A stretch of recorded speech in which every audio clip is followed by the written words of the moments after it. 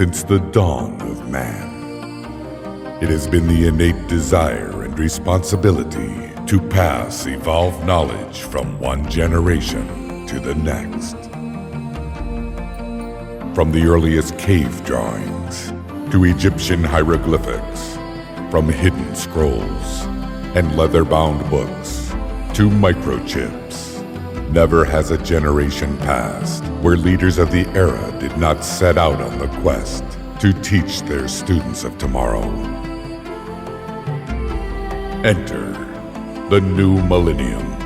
Here, right now, many of today's top minds from all walks of life share what they have learned to create an abundant life filled with wealth, inspiration, success, and happiness, so that you may apply these powerful teachings. From government leaders to athletes, from motivators to movie stars, this is the chance of our lifetime to gain practical insights from one of the most dynamic, inspirational, and diverse group of modern-day heroes. And now they wish to share their strategies with you so that you too can learn it, live it, and pass it on. Welcome. This is where your journey begins. And where are we? Well, we're at a bank. But we're at a bank like no other. Let me explain. While it has vaults, they're not filled with diamonds and platinum and gold. Now, these vaults contain items much more valuable. Rather than things, they contain ideas. They contain concepts, strategies, and wisdom that's been passed down over the years and made contemporary and relevant by today's greatest achievers. And like most banks, there are deposits and withdrawals. However, at this one, you could make as many withdrawals as you'd like and never deplete the resources. In fact, oddly enough, the more withdrawals you make, the more deposits seem to come in. Now, many people therefore call this bank the Bank of Sustainable Abundance. The vaults, these vaults that you're going to see here, are categorized into 4 areas: wealth, inspiration, success, and happiness. Why these concepts? Why these categories? It's simply because throughout time, these are the areas that people seem to strive for most in their lives. And you'll note that it makes an acronym, WISH. And then people will ask, are you telling us that we can wish our way to success? No, absolutely not, not even close. But what we are saying is this, that when you learn these ideas and put them to work, really put them to work, you can live a full life beyond your wildest expectations, and you can truly make your dreams and yes, your wishes come true. Truth is that if you want these things to come into attraction, you gotta first take action. So I'm gonna ask that you keep your eye out for the common component here in all of the vaults, and that's called mentoring. Yeah, mentoring. It's the act of passing on, sharing information from one person to another. And mentoring comes in different forms. It could be one-on-one or through books or discs, courses, work, and videos as well. One of the most important ingredients of success is mentoring. Mentorship is really important to me because of the mentor I had. I played basketball at UCLA. I was on the first 2 NCAA championships there under the legendary coach, John Wooden. John Wooden went on to have that great run where he won 10 championships in 12 years. You got something you want to do in a big way, find somebody who's been highly successful at what you want to do. Sit down with them. Ask them, how did you do what you accomplished? They'll tell you. You follow it, you can make it happen too. If you want something in life, then align with someone who's getting the results that you want. Seek them out, do your homework, call them up, get persistent, change your approach. Do whatever it takes to find an outstanding mentor. If you want to have mega success, you've got to have a mentor. I'm in university and I'm in an audience that just wows me with Buckminster Fuller, and I just saw the guy who took over Einstein stuff. Albert Einstein was Bucky's mentor, Bucky was my mentor, and I saw his radial arcs of his auric energy. That afternoon I went to work for him, spent the next 7 years traveling the world with him. He was the finest mentor there was because he called himself a teacher. That's all he was a teacher. All 180 guys like myself that played for him, we were taught by the finest. The easiest way to become an expert at something is find a mentor. Empower yourself with people that are better than you. Search for leaders, search for eagles, search for the people that you want to have as your mentor. Mentors are everywhere.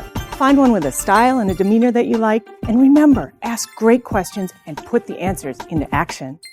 When one is willing, when one is available to be taught, to be receptive, the teacher appears. My role models, my heroes, my mentors, Lincoln, Booker T. Washington, Patton. He knew what we needed to do, all the fundamentals and all the work it was going to take to get to that point. And that's what a mentor does for you. He gives you the game plan, how to get to where you need to go. And to make this system have integrity, you got to be a mentee to a mentor, and then you got to go on and mentor someone else. That's how easy it is. The greatest satisfaction in life is helping other people and having an influence in their life and passing it on to them so that they carry the torch after you leave this world. In just a moment, I'll press that button, which is going to spin the combination, relax the locks, and open the vaults. There you'll be introduced to your mentors who will share with you on video and in their own words some of their contributions to this bank of wisdom. And when they do, they challenge you to the following. First, learn it. Take this information in. Ideas are going to spring forth like you're drinking from a fire hose. It's going to come fast and furious, and that's what you want. Next, live it. Put these ideas to work and really live a big life. And then, like the mentors you're about to meet, pass it on. Let's enter the first vault, wealth.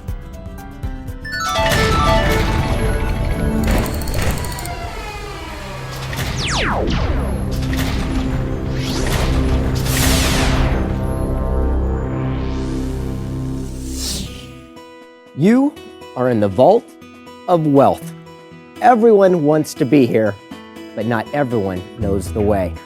In fact, it's been said you could ask 1,000 leaders how they became successful, how they became wealthy, and chances are you'll get 1,000 variations of how they did it.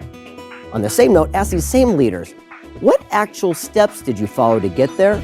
And you will find common denominators that each of them followed to go from where they were to where they are now.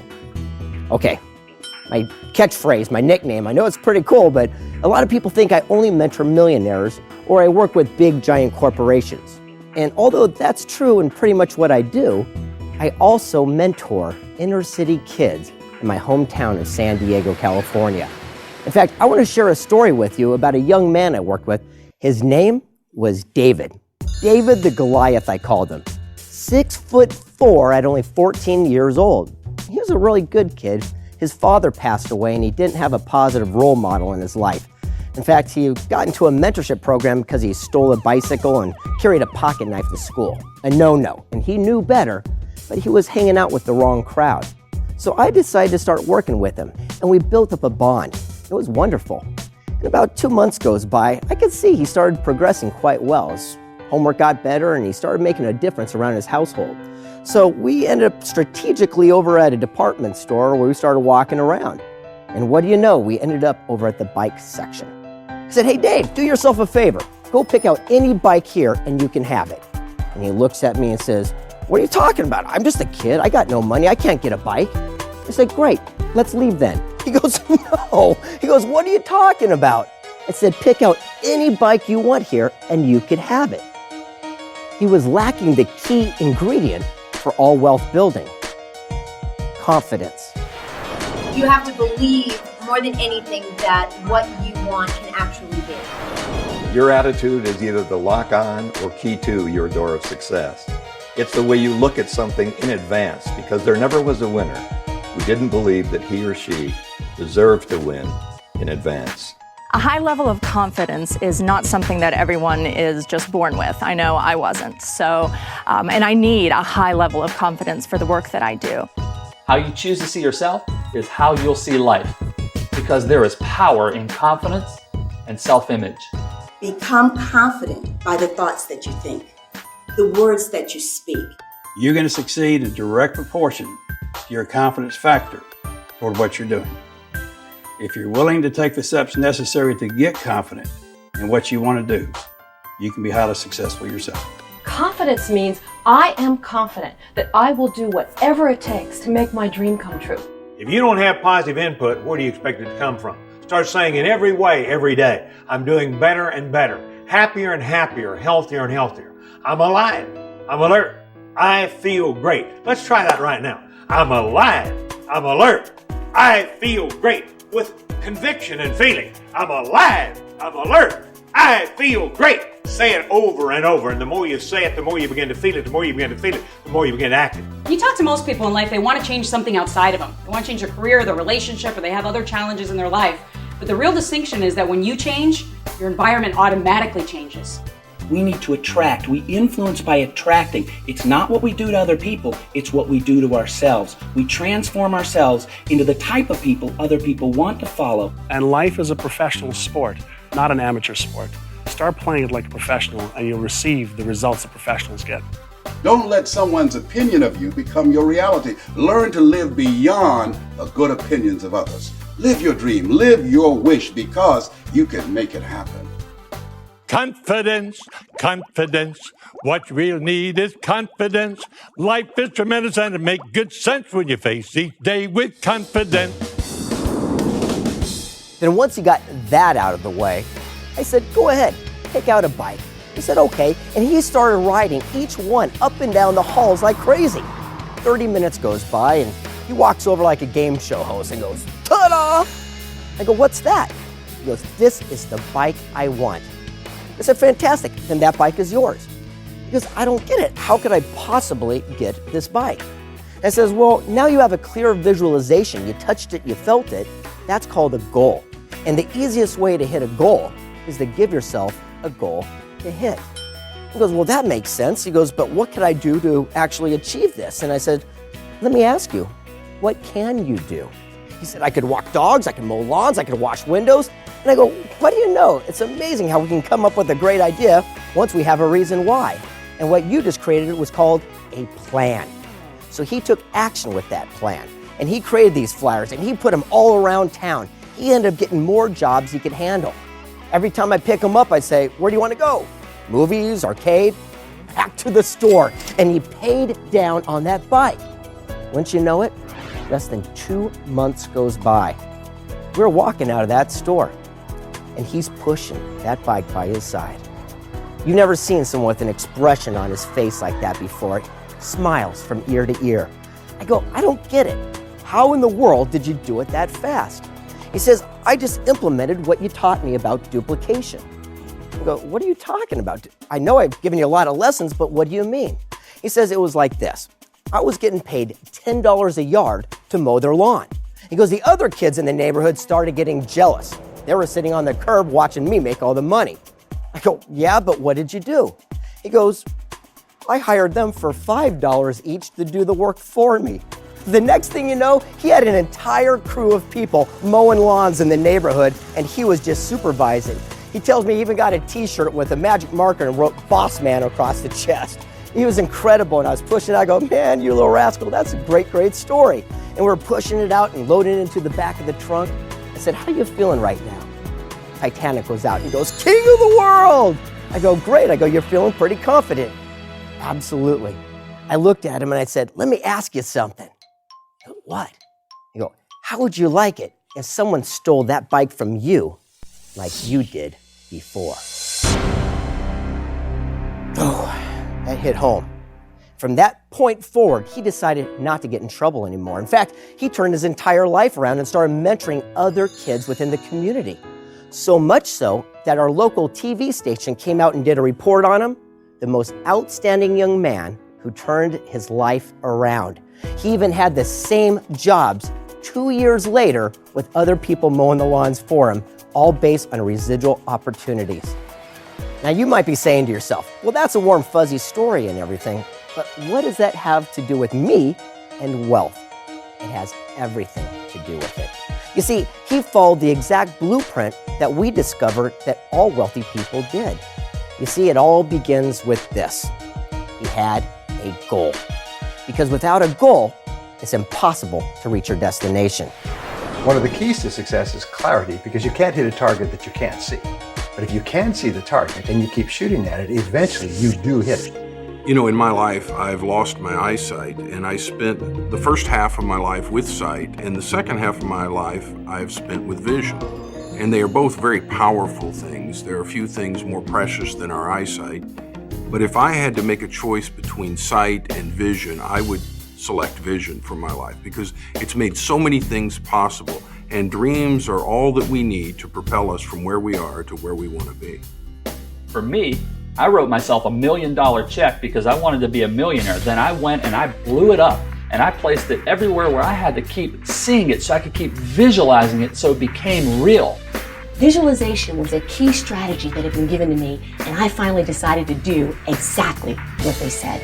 Visualization to me is a daydream with intent. But somewhere along the way, we forgot how to dream. We lost it. We lost the very thing that we knew how to do that manifested what we wanted. First, you must envision what it is that you're committed to manifest. Whatever that is, whether it's a new car or a new house, maybe you're expanding your business or attracting that relationship of your dreams. You can't say just, I want to lose some weight, I want to make more money, I want a better job. What you say is I want to make a specific amount of money, I want to lose a specific amount of weight, I want to be in this position, or I want to start this company. Deciding what it is with absolute clarity. Specificity rules the world. It's numbers, it's how much, it's how long, it's when. You got to put it in concrete so that your mind can get a hold of it, because the mind is the most incredible biocomputer ever created, and it doesn't deal in vague, it deals in specific. Okay, now once you have a goal, what's the next step? Well, just like Dave, he created a flyer. Remember I asked, what can you do? So many people focus on what they can't do or what they shouldn't say or where they shouldn't go. Wouldn't it be great to start asking yourself, hey, what can I do? What am I capable of? What could I do with my life without limitations? So Dave made his flyer. Remember, he'd walk dogs, wash windows, he'd mow lawns, he'd do whatever he had to do, and that's called a plan. A goal without a plan is just a dream. You know, in the airline industry, no plane ever takes off without a flight plan, without a destination in mind. And if you were to leave from an airport and deviate by 1 degree, you could miss the destination by 1,000 miles. Same thing can happen in your own life. File your flight plan, stick to it. Imagine driving from Los Angeles all the way to New York City without a road map. Sure, you might get there eventually, but you need a specific plan. Attention.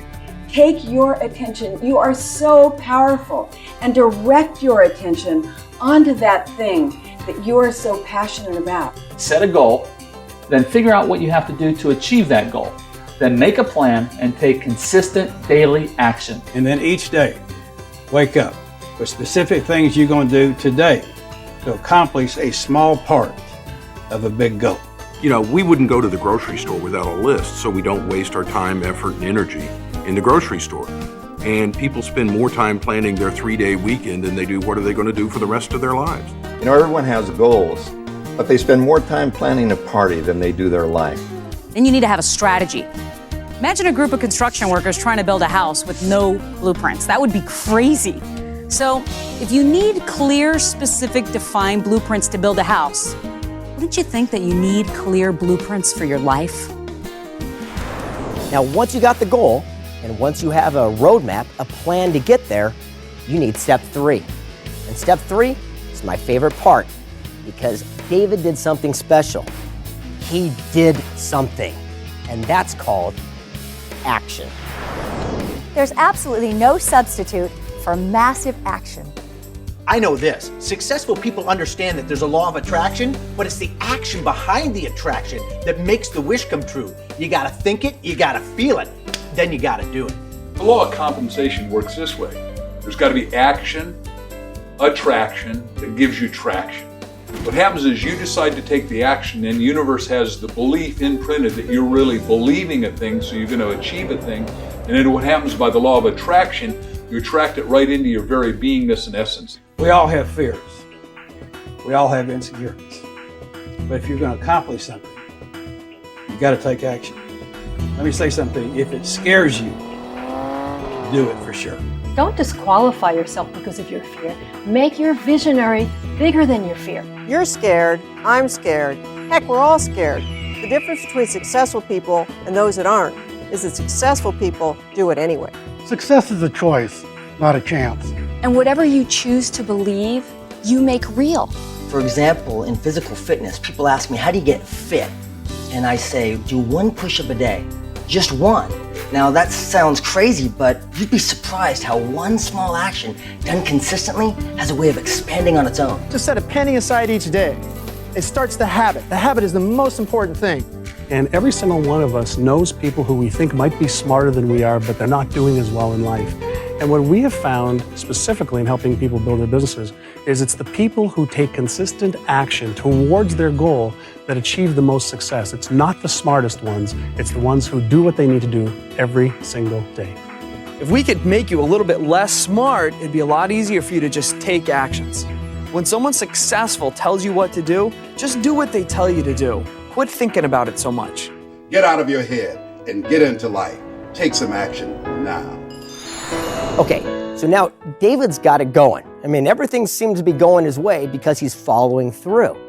But how did he get that bike so much faster? He did something. It's very important, and a lot of people miss this key ingredient towards wealth building. See, a lot of people leave their job and they go over to start their own business. They want to become an entrepreneur and they become their own boss. The only problem with that is you still got a boss. Whether it's someone else or it's you, you're still working for somebody. What Dave did was smart. He leveraged himself so he could do twice as much, twice as fast, and have twice the results. It's all about duplication.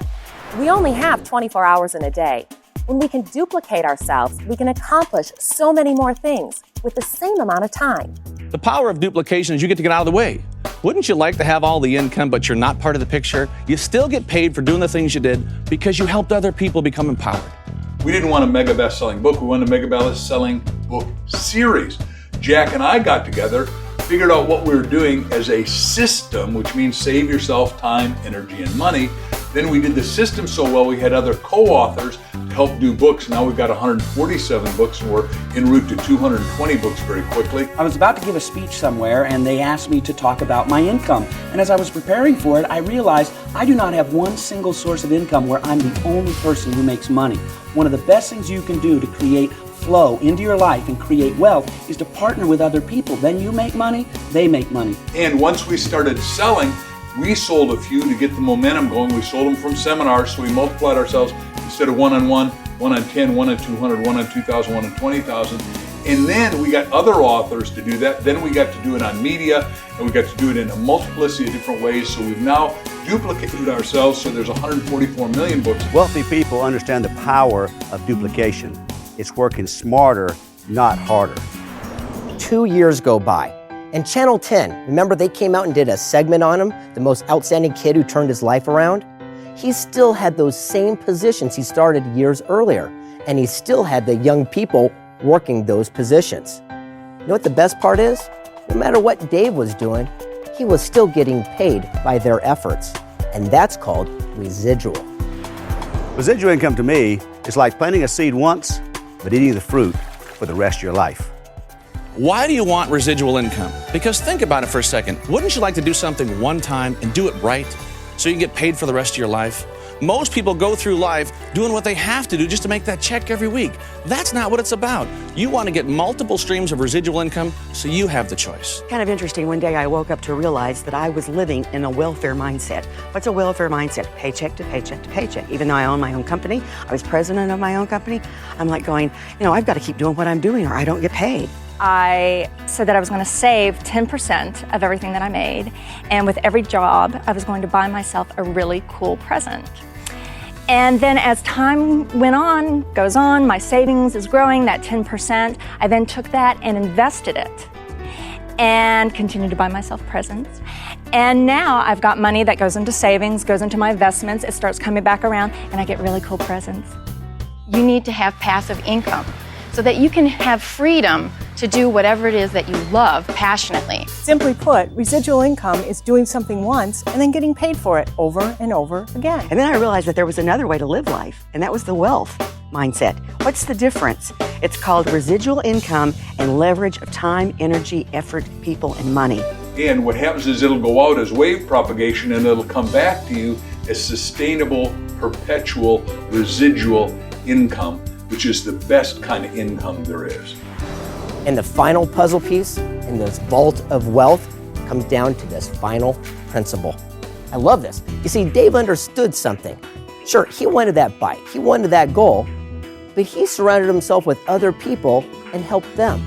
You see, the other young men and women in the neighborhood, they were mowing the lawns for the $5, and they were working for their goal, their bicycles, their dreams. So at the end of the day, it comes down to this. To get what you want, help others get what they want first. Greg, that was beautiful. That's what it's all about. Could you give us an example of that in real life? Yes, actually, let me tell you a little story about someone that I surround myself with.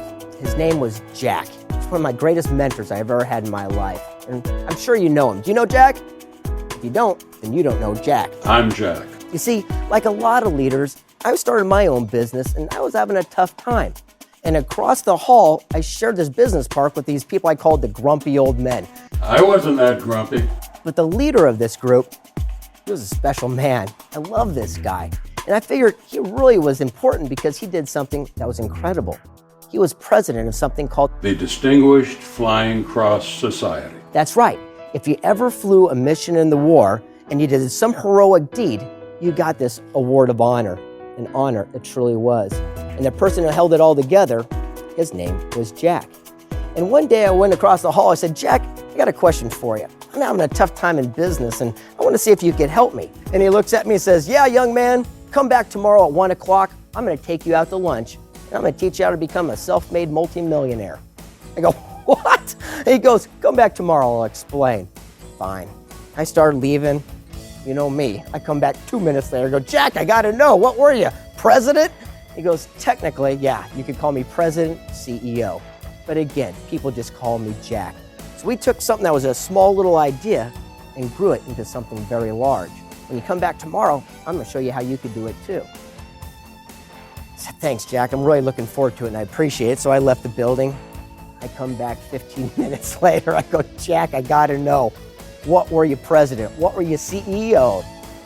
He was down on the ground fumbling through some papers and he looks up at me and goes, have you ever heard of Velcro? I'm like, wow, I really want to learn from this guy. The next day we go to lunch. But here's the true key element towards a life of sustained abundance. And I said, what is that? He looks at me and he said, mentoring your way to millions. He said, remember that old saying that says, treat people the way that you want to be treated? I go, yeah. He goes, that's a lie. Treat people the way they want to be treated. Treat people the way that they want to be treated. Because everyone's got different goals. Everyone's got different dreams. But if you can help them achieve what they are, you can have anything you want in return. So, wow, that makes a lot of sense to me. So I'm going to go back and implement it today. Every day I'd come into the office, there'd be a line of people waiting to get in. Do you know why? They weren't working for me any longer. They were working for their goal, their dream. And what do you know? Sales doubled, then they tripled. And I end up getting everything that I wanted in return.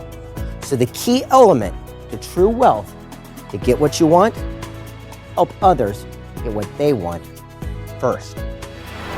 So now you've worked the principles, you've earned the wealth, and you're sitting pretty. Let me ask you a question. What are you going to do with all of it? The whole philosophy of pass it on is to share it from one generation to the next. Sure, you could leave a bunch of money behind, but there's something much more important. One word, legacy. I guarantee you that right now in your head you have an idea for a poem, a song, a book, a play, a movie, even the next great invention. And here's the question. What are you doing with it? Could you imagine unlocking the vault containing all the great leaders who've had great ideas, people like Edison and Alexander Graham Bell and Ford and Jonas Salk? Now what you're about to explore right now is the exact same sequence of events that they followed to take their idea from their head to the marketplace. Get ready. Here comes the Vault of Inspiration.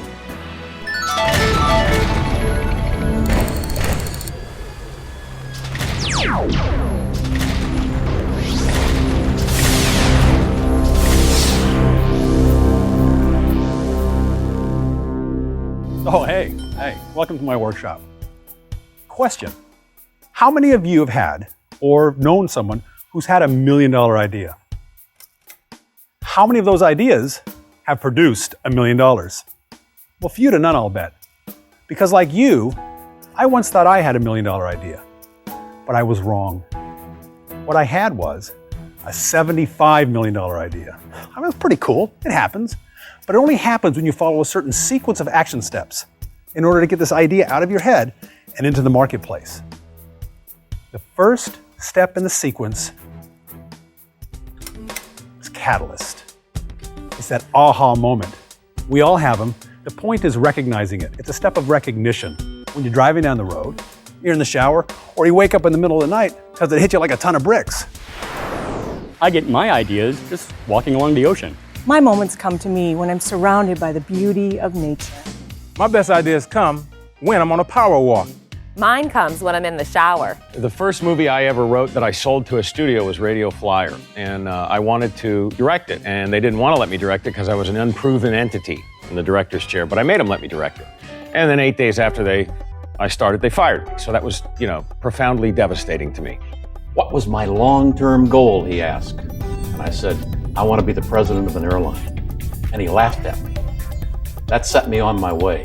Catalyst for me, you want to fire me up, get me going, tell me I can't do something. By the time I got home from the set that day, I walked into my office at home and went to my computer and I said, I'm going to write a movie that is contained, that I can shoot in a limited number of locations on a limited budget that I know they won't be able to say no to with regard to me directing it. And I didn't know what it was. I knew I wanted to do that, but I didn't know what the story was or what I was going to write about. And I sat down and literally got the aha moment, which was a kid goes over a wall and he's got to get a ball back. And there's a big, scary dog back there. My aha moment was really as a result of a disturbance to my body. My body became completely disabled, and at that point I thought, what is it that I need to be listening to? My aha of all aha moments was when I went bankrupt. Luckily, I'd sold my way through college. I had one little tape called Are You the Cause or Are You the Effect by the Dean of Speakers, Cabot Robert. I listened to that one thing and I thought, oh my God, I did. I caused myself the bankruptcy. But if I caused it, I can uncause it. I can go up by thinking up. We are the thinker of our own thoughts. One day, laying in bed, my aha moments come to me just before I fall asleep at night. Boom, an idea came into my head. Which story came from my childhood, which was a bad incident where my little brother went over a fence and there was literally a dog over that fence named Hercules. A little movie trivia for you. And it bit him bad on the leg. So I endeavored to make that a heroic story and sort of change the past and write it the way that I wanted it to happen. And that's where The Sandlot came from. Now this is where the fun begins. Concept. This is where you get to create an embodiment of that product, service, or business to fulfill that dream or solve that problem. The law of attraction is a great law. And yes, by being in the right vibration and by using your mind properly, you can attract a lot of things. However, there's some corollary laws that you have to understand. One of which is one of the other great laws, is called the law of time or the law of gestation.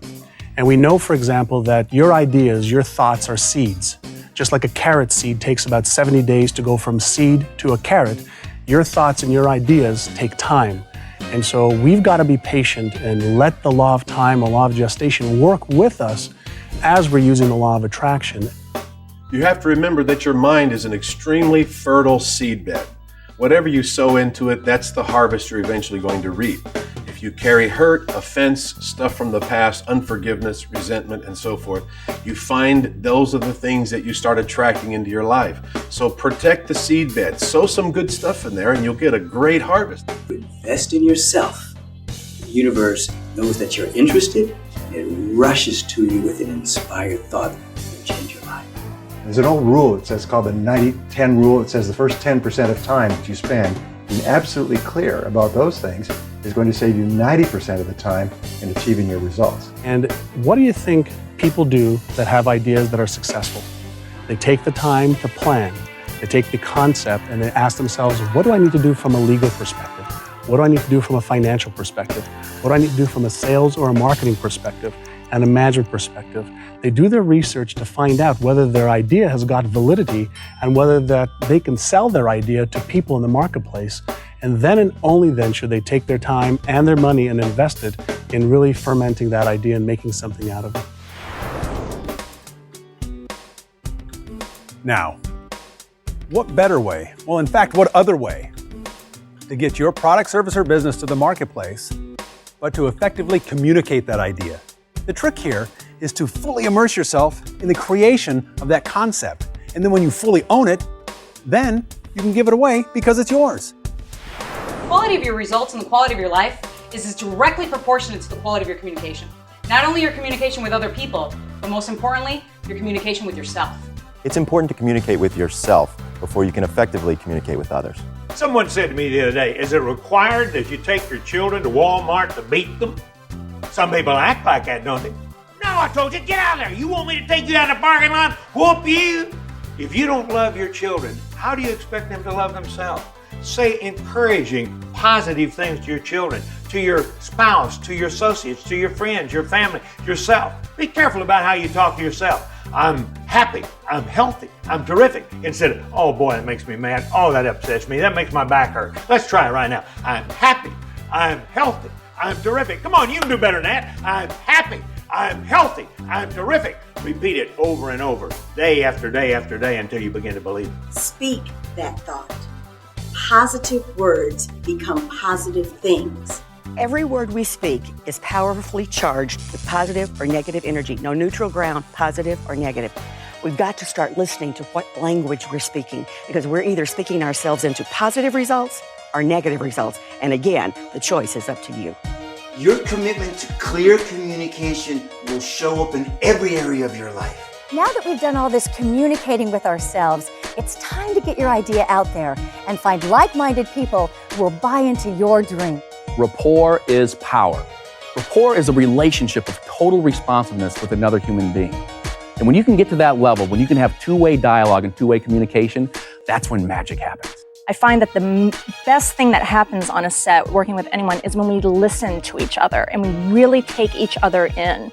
That I recognize that you're there and I'm here and we're two beings who are creating something together and we're listening and we're cooperating. You ever had this situation happen where maybe you thought of somebody and you haven't talked to that person for months or even years and suddenly that person calls you out of the blue? Or in today's world, maybe you're emailing somebody or you're texting somebody and before you can hit send on that text, suddenly you receive a text from that same person. That's when you have the essence of rapport. You're in direct relation. You're able to send that vibration out to them and for them to reciprocate it back to you. Commitment. This is where the business begins because this is your due diligence. This shows your determination so that when you go to others to help fulfill your dream, they know you're on track and they're willing to put all their efforts behind it. Commitment. You have to stick with it. All right, no matter how many walls you keep bumping into, remember one thing. One day you will find that door. Go on through it. Everybody in life has goals and dreams, but only a few people actually pursue them. And the critical skill for success is self-discipline. If you're truly committed to what you want, then you have the ability to force yourself, to make yourself do what you should do, when you should do it, whether you feel like it or not. And if you can do that, you can conquer the world. If you're 100% committed to what you're doing, you can win. You can succeed. You can overcome any obstacle. If you're 99% committed, it's just a matter of time before you fail. You've got to commit. When it comes to commitment, it comes down to this. When it comes to success, you always pay full price and you always pay in advance. Those first 24 to 36 months are everything in building your business. If you're not going to commit the 24 to 36 months, then don't start. You're better off not to start at all. But if you're going to do it every day like it counts. When I was younger, people told me, you're not going to be a worldwide executive, you're not going to fly around the world, and you're not going to do this. Can't never kid. Guess what? I kept going. I kept fighting. I hit a lot of humps in the road, but I kept going and going and going. And then I flew home and showed them my jet. It was fun. Sometimes when people see successful people, they think, oh, they've always had that. But let me tell you about my career. There were points in my career where I was saying to myself, just give it one more week, just one more week. You might even be in a place where you're saying, just one more day, make one more sales call, do one more thing. If you keep at it and you show tenacity and persistence, you will become successful. You have to have a no matter what attitude, that if times get tough, so be it. If it's hard, then do it hard. And if you have that kind of no matter what, no excuse is acceptable attitude, that will empower you to snatch victory from the jaws of defeat. I love that. But you know what else I love? I love capital. Yeah, I love financial capital. But whenever I've chased money, and this may be real to you, I've never been able to find it. Closing a deal, money flows. So the idea is to look at capital as money, of course, but you got to look at the other side of it, human capital. Look at the influence and leverage of other people you know. Utilize those resources and everybody wins, because no great thing ever manifested as a result of any one person. You need capital to succeed. But capital can be somebody else's capital, it can be your capital. It can be mental, emotional, or physical capital. But here's the thing to understand is that everybody starts off with nothing. Everybody who is successful today was once unsuccessful, and what they did is they built up their mental, emotional, physical, and intellectual capital, and then were able to multiply it to achieve their goals. Because money and resources are nothing more than a tool. They fuel our dreams. You need one of two things, either resources that are friends or resources of money. You are human capital. You're an opportunity waiting to happen. Your potential never depreciates. Use those talents to produce that human capital, because you're worth something. You see, we're paid in direct proportion to the amount of lives we impact and our ability to be replaced. So every day, invest in yourself and learn more about the people around you so that you can all win at the game of life. I represent 70 tribal sovereign nations. We collectively are a $6 billion industry. We employ over 52,000 people. When I made the movie Rudy, I didn't have the money or the capital, but other people did.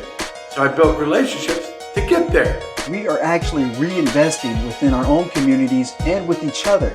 We're loaning each other money, we're consulting with each other, we're building diverse economies. The more human capital you provide others, the more others are willing to provide and invest back in you.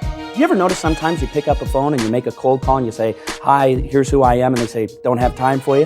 But if you call somebody and say, hi, your friend Joe told me to call you, then they say, sure, let's take all the time we want. What you're able to do is borrow a reputation. You're able to have somebody else open a door for you. That's human relationship capital.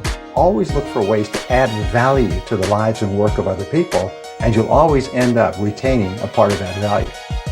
Hey, you ever try to throw a party alone, celebrate something alone? Not a lot of fun. It's that cooperation that's missing. It's that community feeling. Well, sure, I tinker in my shop alone, and I've got great statistics for product placement, but none of it happens in a vacuum. You've got to create this cooperative effort in order to make your vision a reality. Do you realize there's power in cooperation? Let me share something with you. One goose can fly 75% further in formation with other geese than they can ever fly by themselves. Find somebody that you can work with and make things happen. Andrew Carnegie taught me a long time ago to surround yourself with people who can do all the things you can't do and hire people that are better than you. Every one of us is gifted with things that we love to do, and we find other things really difficult, but other people may find those things easy. So again, hire people who play at things you have to work at, and you will achieve magical success in your business and your life.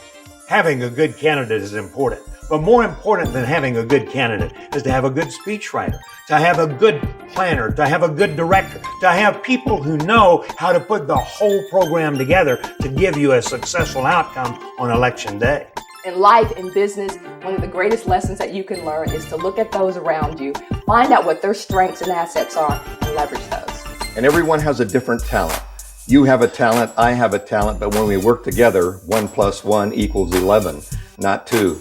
Synergy is the ability to take the sum of the parts and put them together and make a team that is unbeatable.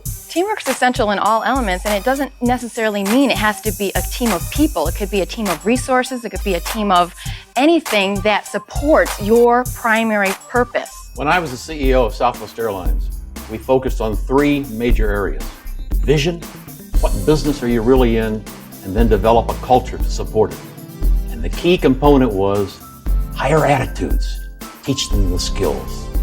Higher attitudes, teach them the skills. If you work with people, If you can find people that you can cooperate with, that creates a synergy, and that synergy creates momentum. And people who learn how to cooperate are willing to do the things today others won't do in order to have the things tomorrow others won't have. Thank you for that sequence.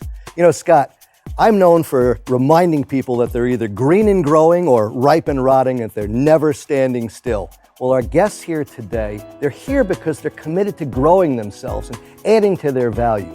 Could you help them out by sharing another example of the sequence in action? Sure, Dave. Let me tell you a story about a friend of mine, Stephen E. He created the book series, Wake Up, Live the Life You Love. It all started one morning when the strangest thing happened. He woke to a voice, and the voice said, "Write a book." Well, understandably, he was excited and inspired. And he couldn't get back to sleep, so he got up and called everyone he knew and asked if they would help with his vision. Well, a few weeks went by. He threw a party, had all his friends come over and contribute a story to help get his book written. Well, after a few months, what do you know? He published his book. Well, at least now you see he had something to present to the marketplace. He went out to the local bookstores and asked if they would carry his book. Well, I remember it. Like it was yesterday, he was devastated. They turned him down flat.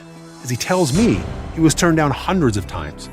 Well, he didn't give up. See, he believed in his dream. He woke up, kept showing up and following up. Well, it was a good thing he did, because see, that was a couple of years ago. And today, he's got 20 books on the market, with most of them being Barnes & Noble bestsellers, with authors like Les Brown, Brian Tracy, and Dennis Waitley. Isn't it time to get inspired and live the life you love? This is great. So as you can see, he followed that important sequence of action steps to bring that idea from out of his head into the marketplace. Excellent. Now that's a great replicable system. And what a wonderful example of the power of commitment. Commitment is the heart of everything. Commitment, that word is so sacred we shouldn't even say it. Because see, in life, there comes a time you can't go on. You can't go on. But you know when you grow? You don't grow when you can't go on. You grow when you won't give up. And you know when you won't give up? When you're committed and you can't give up. Now here's an example of commitment in action. A story with our good friend Ruben Gonzalez, 3-time Olympian. When I was 21, I was watching the Olympics on TV, and I saw this little guy win the gold medal in figure skating, Scott Hamilton. When I saw him win that gold medal, he gave me hope. I said to myself, if that little guy can do it, I can do it too. I want to be in the next Olympics no matter what. It's a done deal. I just got to find a sport. Well, I wasn't a great athlete, so my plan was to find a sport that was so tough, a sport that had so many broken bones in it, there'd be a lot of quitters. Only I wouldn't quit. I chose the luge. I'll tell you where I live. I live in hot and humid Houston, Texas. And I was going to do the luge, an ice sport, a winter sport. I didn't know anything about the luge, but it didn't matter. So I called the luge track in Lake Placid, New York. And I told the guy, I'm an athlete here in Houston. I want to learn how to luge, so I'm in the Olympics in 4 years. Will you help me? And the guy goes, how old are you? I said, 21. He starts laughing at me. He goes, 21? Forget it, man. You're 10 years too late. If you want to do it at your age, you want to do it in just 4 years, it's brutal. 9 out of 10 people quit. When he said that, I started smiling. I thought to myself, man, this works right into my plan. This is perfect. I went to Lake Placid to learn how to luge. And the guy was right. It was brutal. The first 2 years, I was crashing 4 out of 5 times. 4 out of 5. But I kept at it. In the third year, I went from crashing 4 out of 5 to crashing 1 out of 100. I figured it out. And on the 4th year, I made the Olympic team. I made my dream come true. If you have a dream, you're willing to go for it, and you refuse to quit, you can make that dream come true.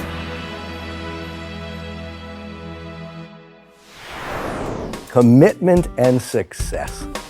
And it takes us right where we want to be, the vault of success. Inside is a code. Just may change your life. See, chances are your entire life you've heard people say, find your major definite purpose or live your purpose. What you don't often hear are the specifics on how to actually find that purpose. Well, check this out.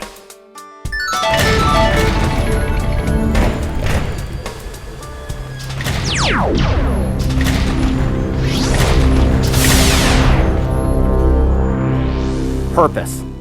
Look, we're all put on this spinning rock for a reason greater than ourselves. And while we're here, it's our mission to find out what that purpose is. You've just entered the vault of success. And success, defined by us and all the other great leaders, is simple. It's living your life in pursuit of what that mission is. We've come up with a very simple idea, an equation of sorts, that might just help you find what your purpose is. It works like this. P plus T times A squared is success. Now, okay, this isn't a fancy math test or anything like that. It's just an equation that, when actually applied by action, you too can help separate yourself from the 95% who just dream of success to that top 5% who actually achieve it. It works like this. Say you love stuffed animals. They're all over the house. In fact, it drives people nuts every time they come over. And your talent happens to be pretty good on the computer. Say you're a real whiz when it comes to looking things up on a search engine. Well, how could you take action with the right association? I'm no rocket scientist, but you can open up an eBay store and start selling stuffed animals right online. Because you're combining your passion with your talent, you're taking action with the right association. And that's what the success equation is all about.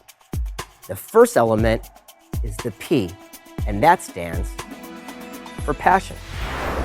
If you love what you're doing and you believe in it and you can bring your people along with you, passion will aim you toward the goal you're seeking. Passion is the difference between being in something and that something being in you. We all want to live passionately, and that's how we begin to get to that next level of success that's waiting on us to get there. I pinch myself every day. I really do. Here, I'll do it right now. Okay.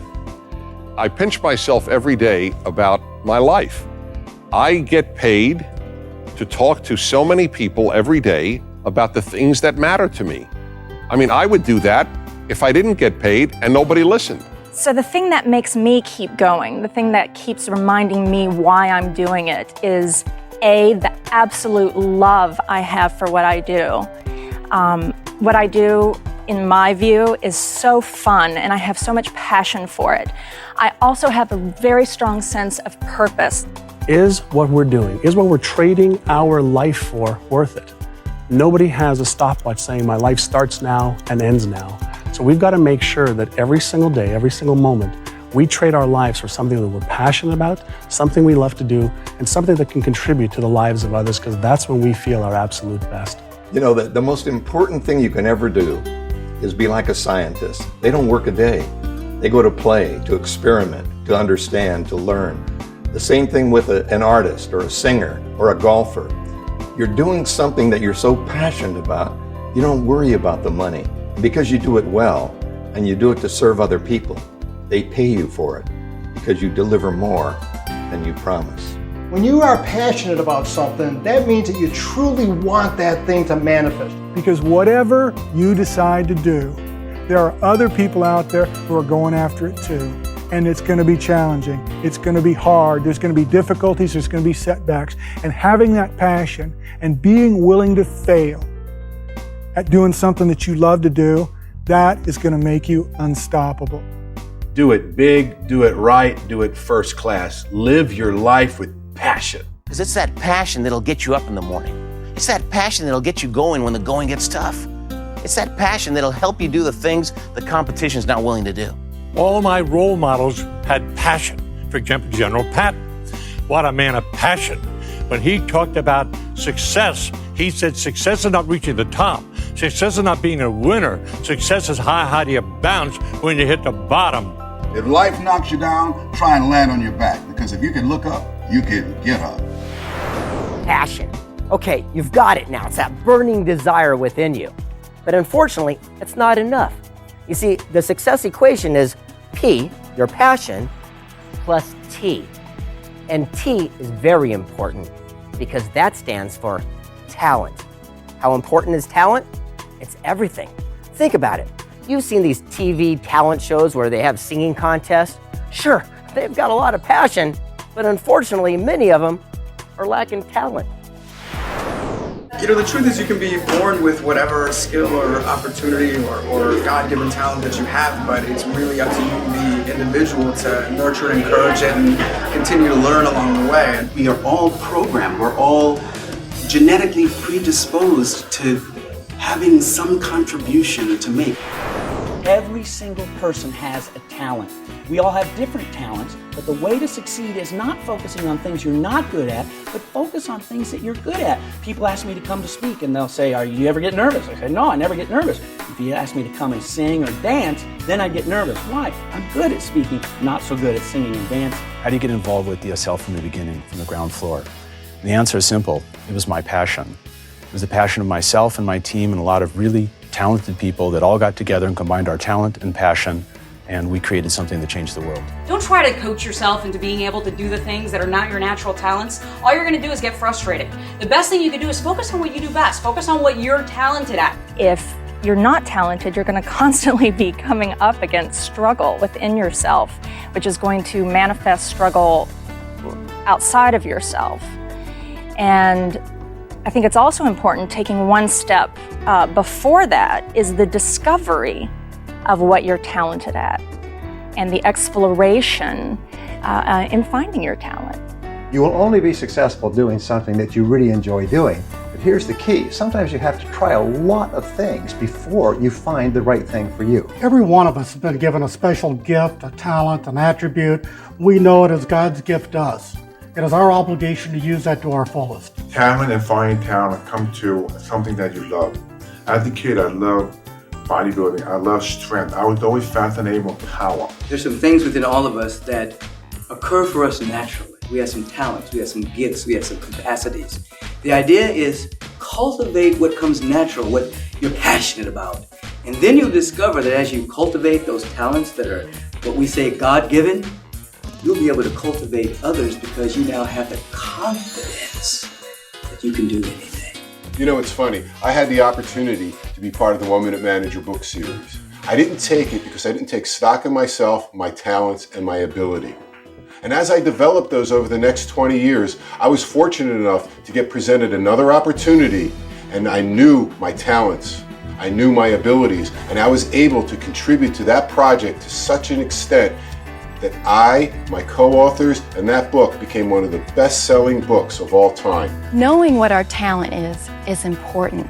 Finding our talent is what are you great at? What do you love doing? What comes easy? What's effortless? And just to clarify what effortless means, it's not sitting on a couch and not doing anything. What effortless really means is taking action just without that mental distraction. Don't look for your talent. Do what you do with all your heart, and your talent finds you. Okay, you combined your passion with your talent. Excellent, good for you, and you're halfway there. Now the second part of the success equation is A squared. The first A stands for one simple word, and you've heard it throughout every vault we've opened. And that word is action. When you want to create something new in your life, know there are specific actions for success. I believe in the law of attraction. What you throw out comes back. But the law of attraction doesn't work unless you take action every day. I believe everyone has a resource called passion that they can tap into. Then you enlist your talent. But after you've done that, you got to take action. You cannot fall asleep at the switch in this life.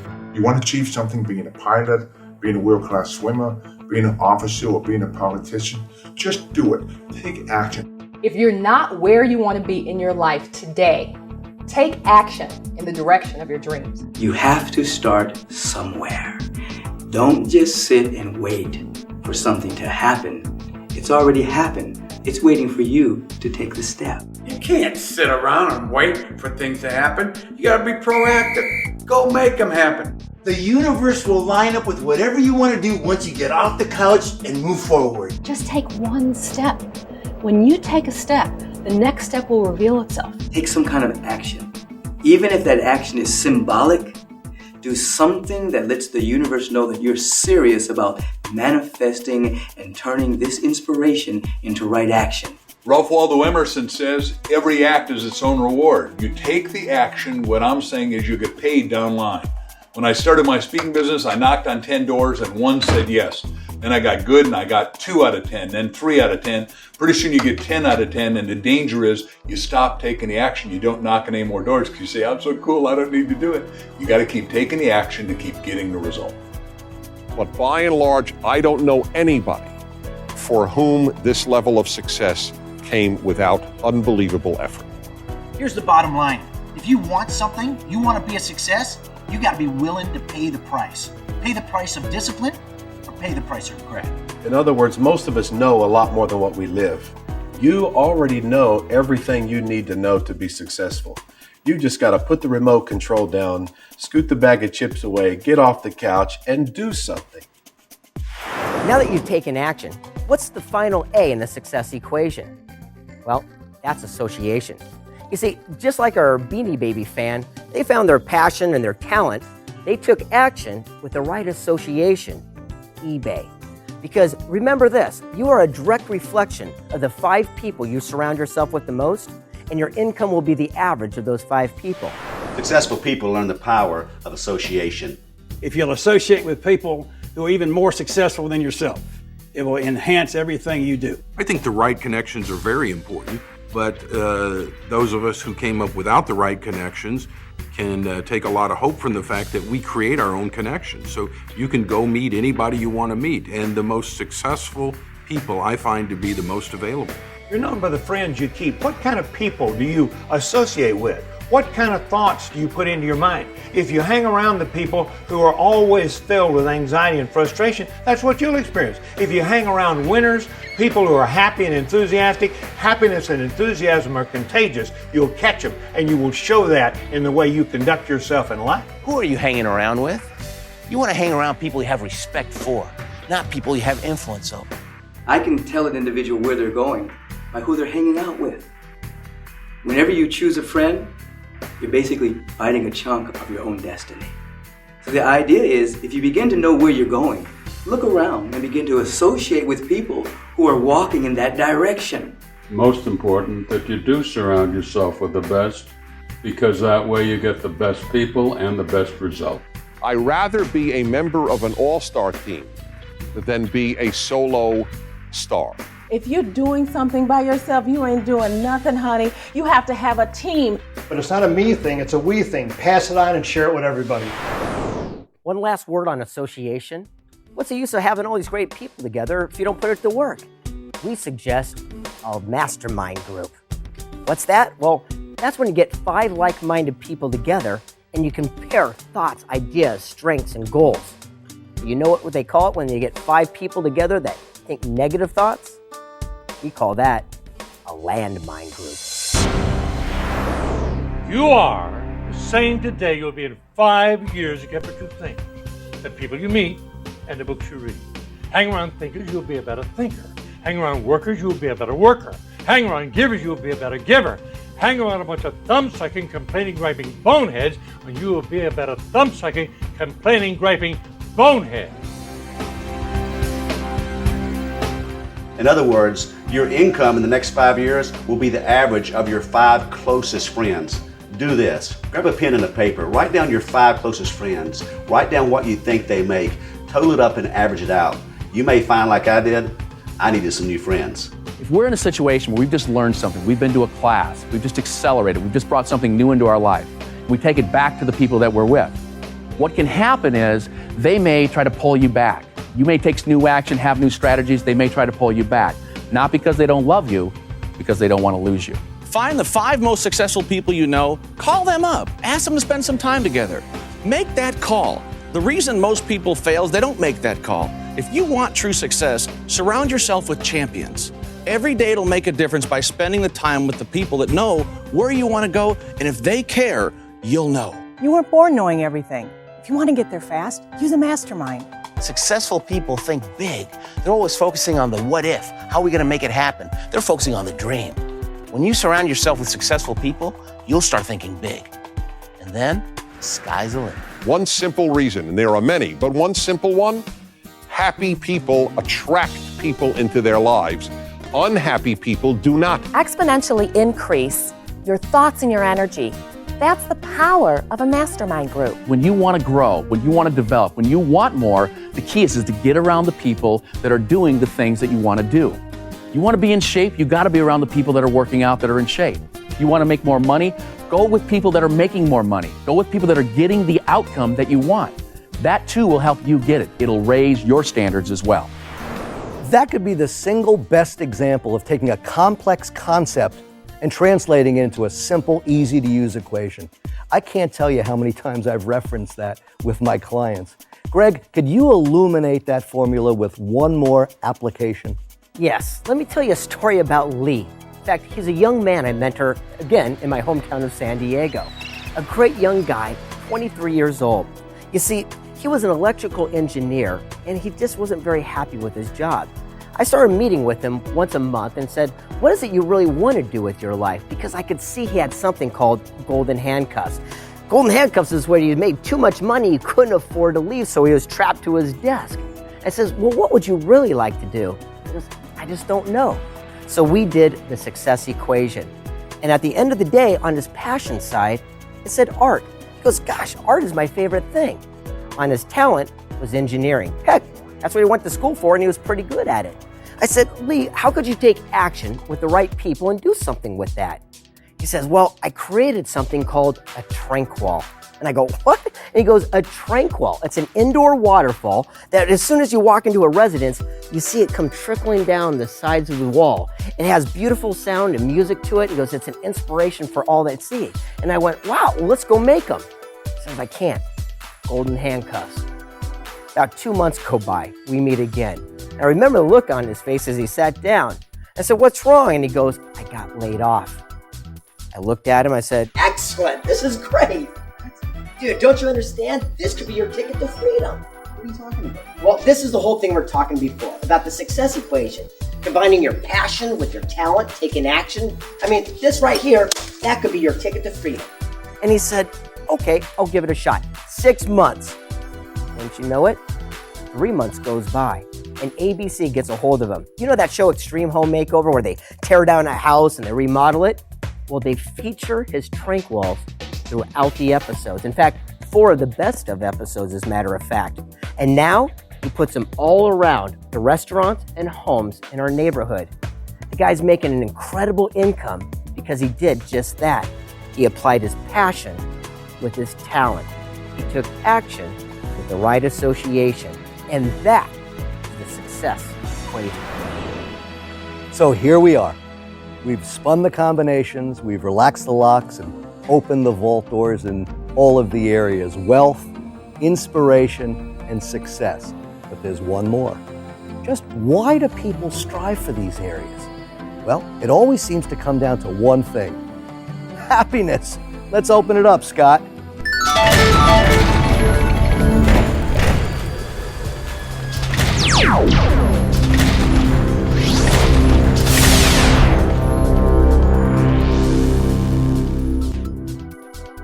Welcome to the Vault of Happiness.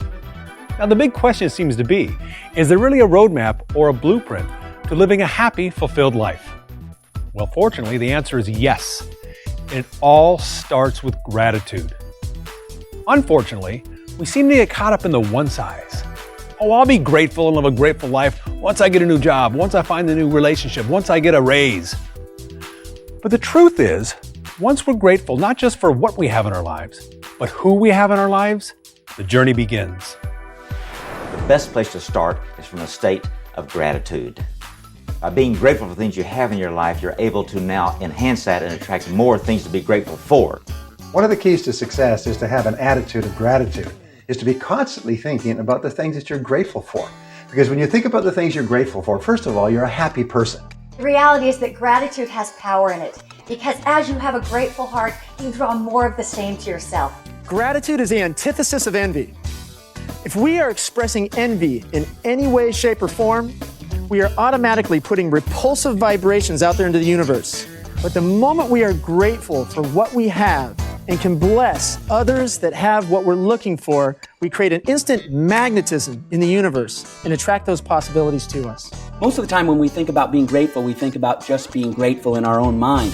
One of the things that will unlock success for you is to be grateful to other people. When somebody does something for you, when somebody gives benefit into your life, go to them and tell them how grateful you are for them. That creates an emotional bond that will connect you and help you achieve success. That if every day you'll stop and think about 10 things you're thankful for, Before you even get out of bed or when you're doing your morning routine, just think of 10 things you're thankful for. I'm thankful the weather's nice, the car started, whatever it may be that you're thankful for. I like to say that the enlightened give thanks for what most people take for granted.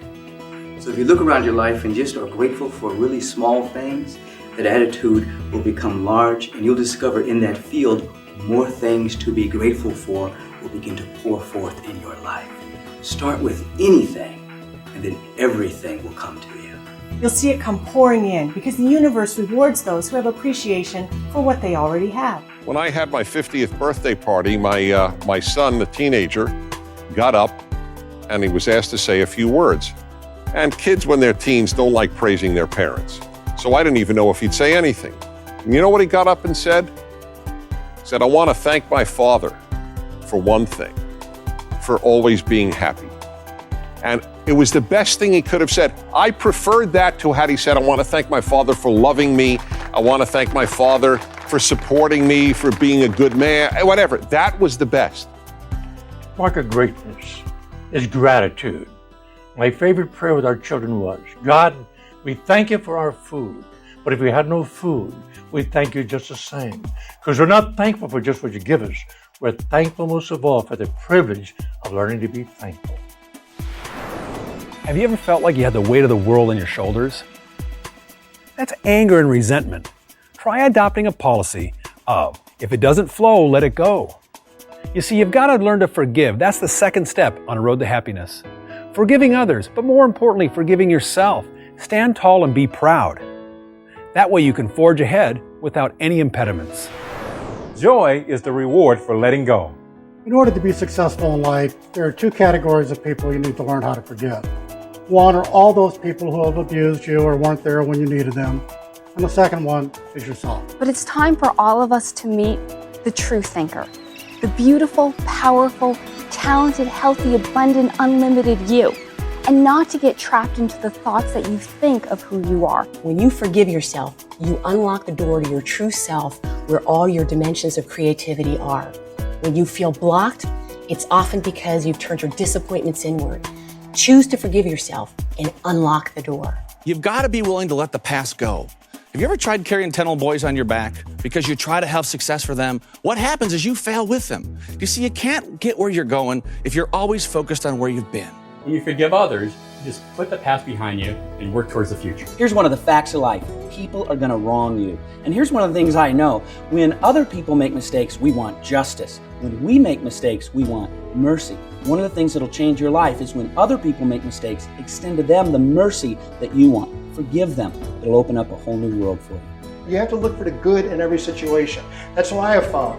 I have found that athletes only get better with struggle. People only get better with struggle. A fighter only gets to become a better fighter when his opponent is just as good or even better than him. So look for the good in every situation. Forgive it from that aspect that this was something that's healthy for me, something I'm going to learn from. I won't let it happen again, and it makes you a better person. When it comes to forgiveness, don't walk through life carrying around a cancerous poison in your life. Forgive, and that's the first thing that you'll experience from other people. Happiness begins with forgiveness. Forgiveness of self and forgiveness of others. Happiness will elude you if you have bitterness or resentment.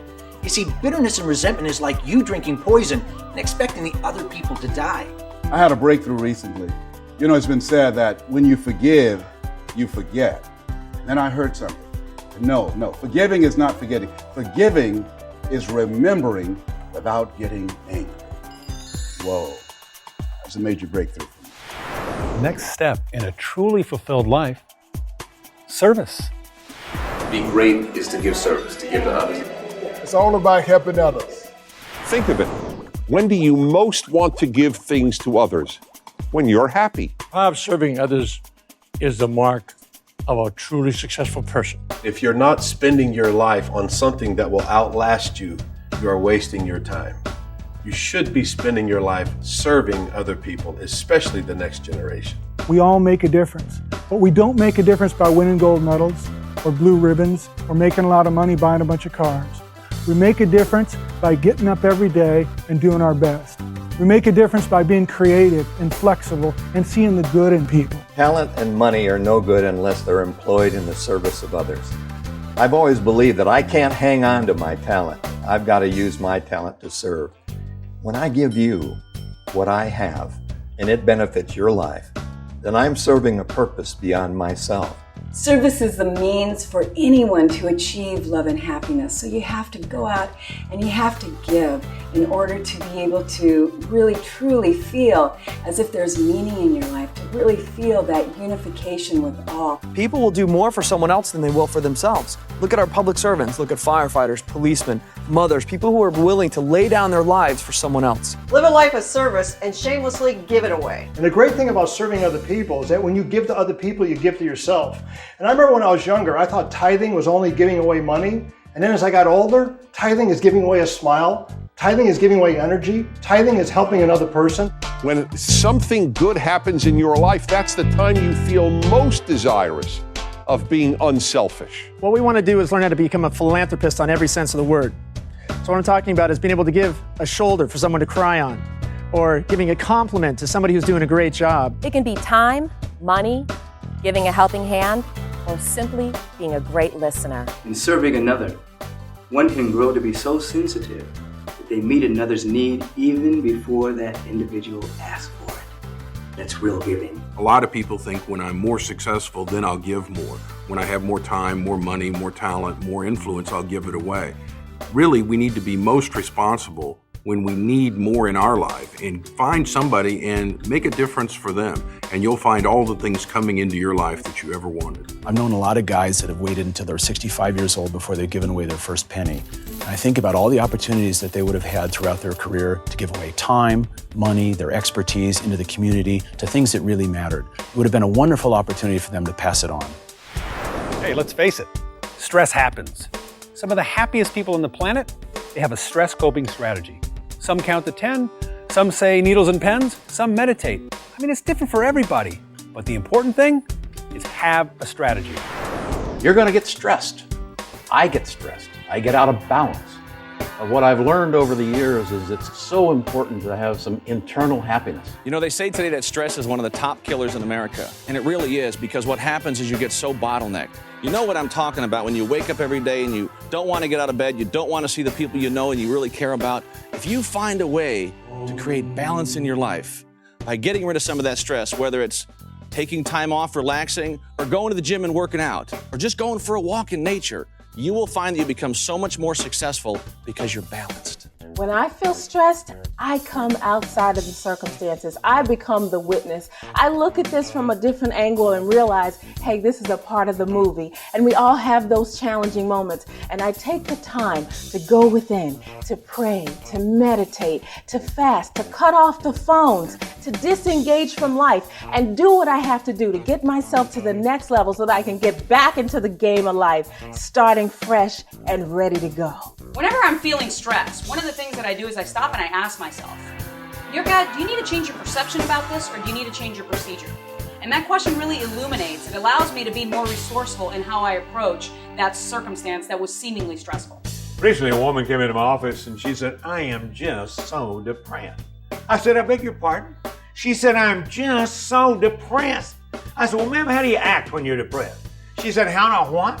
I said, how do you act? You know, how do you walk when you're depressed? She said, well, I kind of take slow, sliding, waddling steps, kind of like this. I said, well, how do you hold your head and shoulders when you're depressed? She said, well, I let my shoulders kind of slump forward, my chin hang down on my chest like this. I said, well, how do you talk when you're depressed? She said, well, I kind of talk through my nose in a whining, nasal sound, kind of like this. I said, well, let's try something. I said, get up and try walking across the office. Take a little longer, spring your step, hold your shoulders back, hold your head up, put a smile on your face, act like you feel good. She got up, she started to cross the office. She'd take a little longer, spring her step. She had her shoulders back, her head up, about a half smile on her face. She looked at me over her shoulder and she said, you know what? I do feel a little bit better. Now, anytime in the future you get to feeling down and out and the world's against you, what do? You just sit down in a chair like this and you just jump up and you say, I'm depressed. I always remind my clients that there's always an effortless solution to any apparent problem or challenge. I think we have to understand that we are responsible for the stress in our lives. It's nothing external from us. Stress is caused because of the interpretation or the meaning that we give things that are happening around us. Because I know that the moment that I'm stressed is usually when I've left my body, anxiety comes up, and I'm spinning somewhere off in la la land. So if I can take a moment to breathe, get my feet on the ground, feel whatever it is I'm sitting on or my back against the wall, wherever I happen to be, if I can get back in my body, that will help bring things down when I can be calm and more focused and get back to my joy. Scott, may I ask you to illustrate one of those strategies? Well, as a matter of fact, Dave, I've got an illustration in my action guide. It's called Ants into Apes. Ants. We all have them. It stands for automatic negative thoughts. It's been said that we have over 64,000 thoughts a day. Unfortunately, most of them are negative. Now let me ask you, what's bigger than an ant? Well, an ape, of course. And that stands for automatic positive experience. This can be a memory of anything that's special to you, like your kid's graduation, or a wedding, or even a much-needed vacation you took a while back. Now remember this, although an ape is much bigger than an ant, 64,000 of those little rascals can take down the biggest of beasts. For me, it's a song by Billy Joel, In the Middle of the Night, that I keep in my front pocket, so to speak. It works like this. Say I'm driving down the road and someone cuts me off. But like most people, my ants creep up and I have that knee-jerk reaction, "Wow, you son of a gun!" But then, my ape steps in, which is much more powerful and flicks that ant away while I slip into my favorite tune, In the Middle of the Night. Now, it takes some practice at first, but before you know it, your ape will be standing right outside that anthill and flick those little buggers away as soon as they pop their heads out. That is the power of turning your ants into apes. Now here's one of my favorite steps to a happy life. Personal time. For me, I take long drives. Not in traffic though. No, I take long drives on long stretches of open highway. So that way I can clear my mind and think good thoughts. I am a fanatic about personal time. I make sure that I have time at the beach, and when I get to the forest, my most important thing is to watch the trees be green. Simple joy of life is to be out in nature, to be at the ocean, to breathe fresh, clean air. It's always best to enjoy yourself. Don't take yourself too seriously, and enjoy life and those people around you, and just laugh, have a good time. One suggestion, find your sanctuary. For me, it's my bubble bath, and I love the fact that there's a lock on the door and a fragrant bath bomb and a candle, big bottle of Perrier, maybe a glass of wine. For you, it might be your garden, it might be a big chair, whatever it is, find it. For the first 30 minutes that I'm awake each day, I lie in bed and plan my day. Just find myself, spend some time with me, and through affirmation, prayer, and meditation, and get things right with me. Every single day, within the first hour that you wake up, invest time in the things that make you happy, then healthy, and then wealthy, and tell me how you do then. The single best way to have personal time is to rest. My patients tell me that they can't sleep because they can't turn off their minds. It's possible to slow down and sleep, but you must give yourself the time to do it. People are always saying, I don't have enough time to exercise. I say we all have enough time to exercise. We just have to have the commitment. I speak to tens of thousands of people and hundreds of airplane rides a year.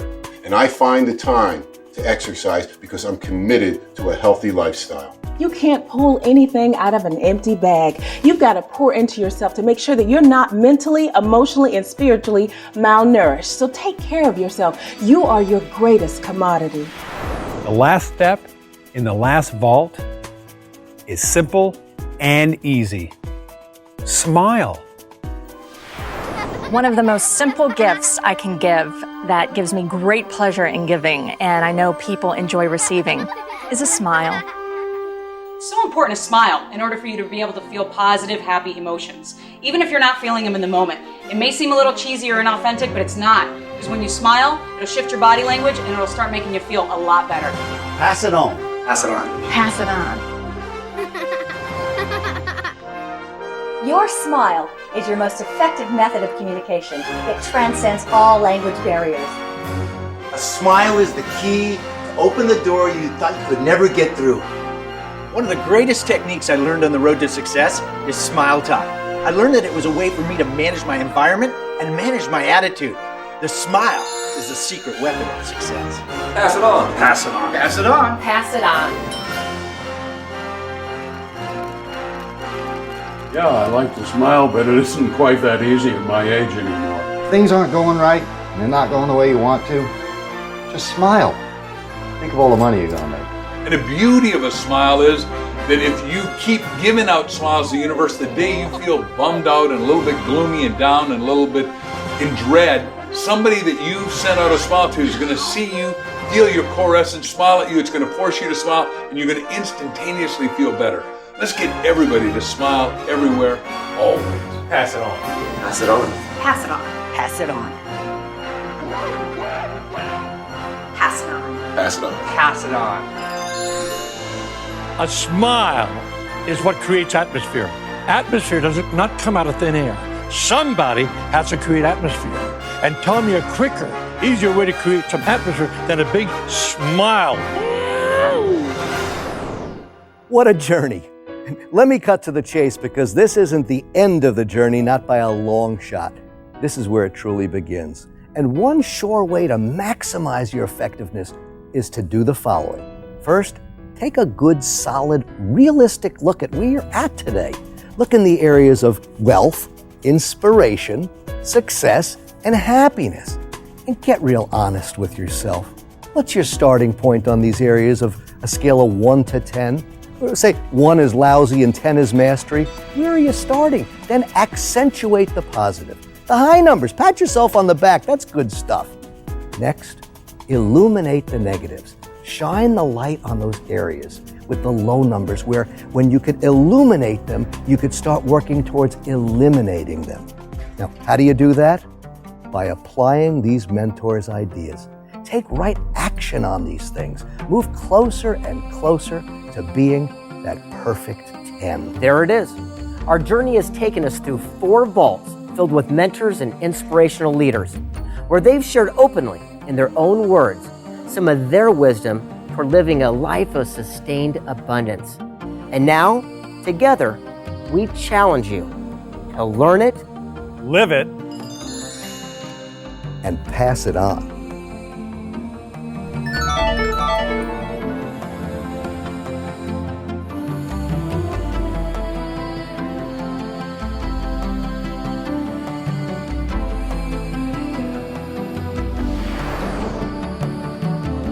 This is the life we're all destined for. Step into it.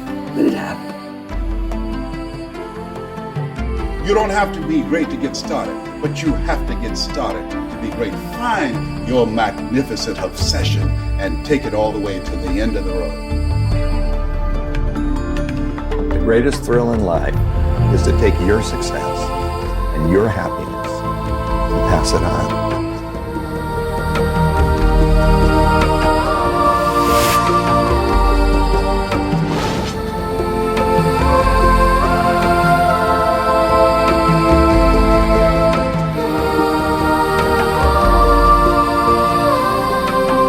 So much joy coursing through the universe right now that when you really let it happen with that happiness, that joy, that wealth, that absolute success and inspiration, you will click your heels, you'll just move around and dance in such a way that your whole life will be a dance. You'll be dancing for God, you'll be dancing for wealth, dancing for prosperity. As a matter of fact, the whole universe will dance through you. Not asking much, all that's good and gold and such.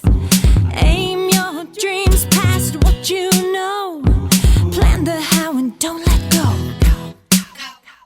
Break it down to build it up. Keep your mind on a filled up cup. Don't keep the flow into yourself. Gotta pass it on to someone else. Wish it good, wish it now. Wish it good, wish it wow. Make a wish, wish it now.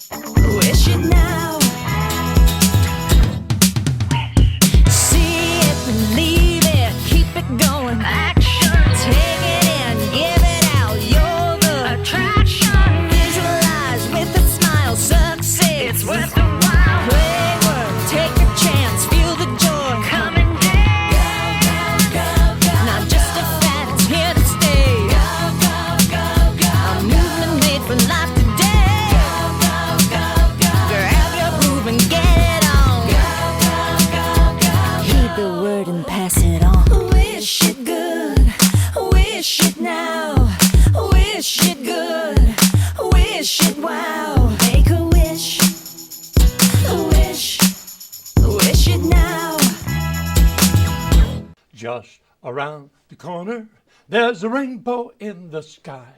So let's have another cup of coffee and let's have another piece of pie. Trouble just a bubble and the clouds will soon roll by.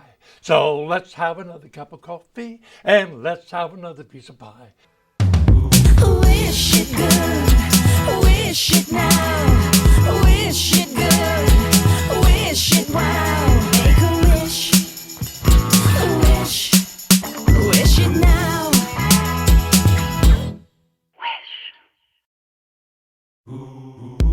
Get on your mark, get ready to go. I'll tell you about a business for all generations, why we're here for all the celebration. Easy to explain into about it. Selling health and freedom, don't have to shout it. Put a winner on your left, winner on your right. Show them how to do it, call them every night. First you got to find them to get behind them. It ain't funny, you want to make some money. What you want to do is get rich doing good, making people healthy, doing things they should. Don't deny the good life's what you want to score. It's not about the money, but I'm tired of being poor. If I live to be 100 just like Bob Hope, I want to be rich.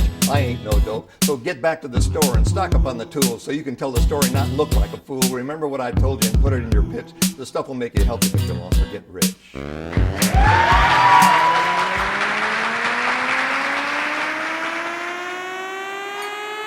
Pass it on. Pass it on. Pass it on. Pass it on. Stop, take a minute, take a little. What you got? Pass it on.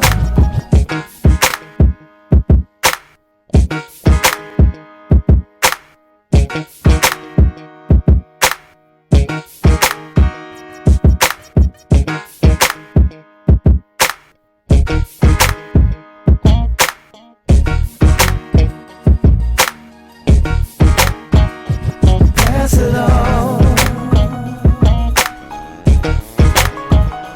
Pass it on. Pass it on. Pass it on. Stop, take a minute, take a little. What you got?